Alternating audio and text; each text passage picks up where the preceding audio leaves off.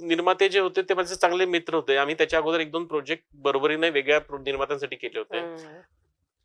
असं झालंय आता की ते प्रोजेक्ट करून 2 वर्ष झालीत, पण आमच्या कोणालाच अजूनही ₹1 पण मिळालेला नाहीये. अनेक आर्टिस्ट असे ज्यांना पैसेच मिळाले नाही. मग डब्यात गेलाय सगळं.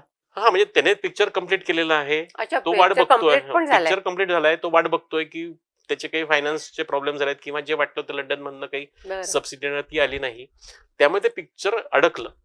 पण असे बऱ्याच निर्मात्यांचं होतं की त्यांना स्वतःचाच अंदाज नसतो की आपण करणार आहोत आणि आपल्याकडे एवढी अमाऊंट आहे. आम्ही किती त्यांना पहिल्यांदा त्यांचं हे जरी, कारण आपल्याकडे काय होतं की सिंगल प्रोड्युसर खूप आहेत, येणारे जे वन टाइम प्रोड्युसर खूप आहेत आपल्याकडे आणि त्यांना शिकवावं लागतं पहिल्यापासून.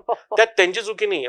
माझं नेहमी म्हणणं असतं की तुम्ही येताना ना, तुम्ही कुठली गोष्ट करताना 4 गोष्टी शिकतात. थोडंसं होमवर्क पाहिजे. ते न केल्यामुळे काय होतं की ह्या सगळ्या लोकांचा प्रॉब्लेम होतो. मी एका खूप मोठ्या प्रॉब्लेम मधनं असं गेलो. एका फिल्मला असं झालं की मी अर्धवट ती फिल्म सोडली आणि अनेक जणांचे म्हणजे ड्रायव्हर पर्यंतचे पैसे मी माझ्या खिशातनं दुसरीकडे काम करायचो आणि ते दिलेले आहेत. बापरे. रसिक मोहिनी.